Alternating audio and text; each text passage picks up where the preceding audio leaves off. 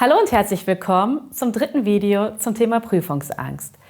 Heute möchte ich den Fokus auf die Prüfungsvorbereitung legen. Im ersten Teil haben Sie erfahren, dass ein Weg zu mehr Zuversicht und Gelassenheit in Prüfungssituationen ist, sich selbst als kompetenter wahrzunehmen. Das spielt insbesondere beim Lernen eine große Rolle. Wenn wir Angst oder Stress empfinden, gerade auch beim Lernen schon, ist unser Gehirn darauf fokussiert, uns in Sicherheit zu bringen, zum Beispiel, indem wir unangenehme Situationen vermeiden. Wir alle möchten, dass es uns gut geht. Das bedeutet, Situationen, von denen wir ausgehen, dass sie sich negativ auf unser Wohlbefinden auswirken, vermeiden wir lieber. Beim Lernen bedeutet dies, wenn ich meine Lernunterlagen sehe und dabei schon an die Prüfung denke, mir vielleicht Worst-Case-Szenarien ausmale, was alles schiefgehen kann, dass ich durchfallen könnte und ich dann in Angst gerate, schon beim Lernen, wenn ich zu Hause bin, dann habe ich keine Motivation, um zu lernen, sondern ich lege die Prüfungsunterlagen vielleicht lieber ganz weit weg und beschäftige mich nicht damit. Gleichzeitig weiß ich natürlich, dass der Prüfungstermin näher rückt und dass ich lernen sollte. Und vielleicht sogar, dass ich schon letzte Woche hätte anfangen sollen zu lernen. Das bedeutet, zu meiner Prüfungsangst kommt dann auch noch Aufschieben dazu und auch noch ein schlechtes Gewissen.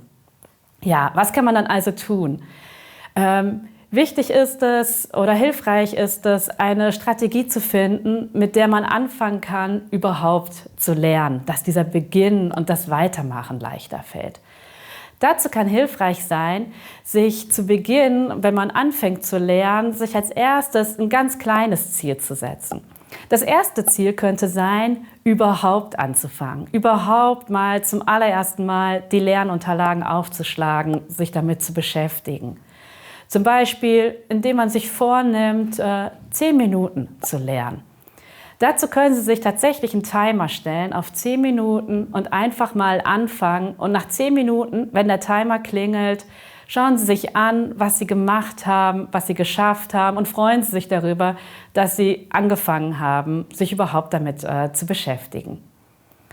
Dann als nächstes ist es wichtig, sich einen Überblick zu verschaffen über das, was für die Klausur, für die Prüfung wichtig ist, über das, was Sie eigentlich lernen müssen. Und sich das vielleicht möglichst detailliert zu überlegen. Das heißt, in Erfahrung zu bringen oder sich selber zu überlegen, was genau muss ich eigentlich wissen, welche Inhalte muss ich können und auf welche Art und Weise.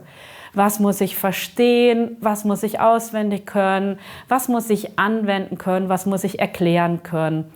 Vielleicht tauschen Sie sich dazu auch mal mit Ihren KommilitonInnen aus, um gemeinsam sich darüber auszutauschen, okay, wie bereiten wir uns jetzt gut darauf vor?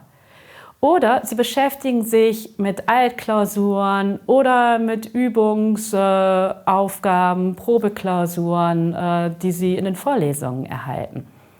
Schauen Sie sich dann immer beides an. Also schauen Sie sich an, was kann ich schon und auch, was werde ich als nächstes lernen? Was kann ich gerade noch nicht, aber was werde ich vielleicht morgen können?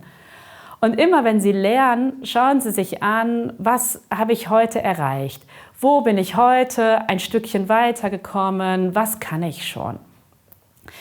Wann fühlen Sie sich eigentlich kompetent beim Lernen?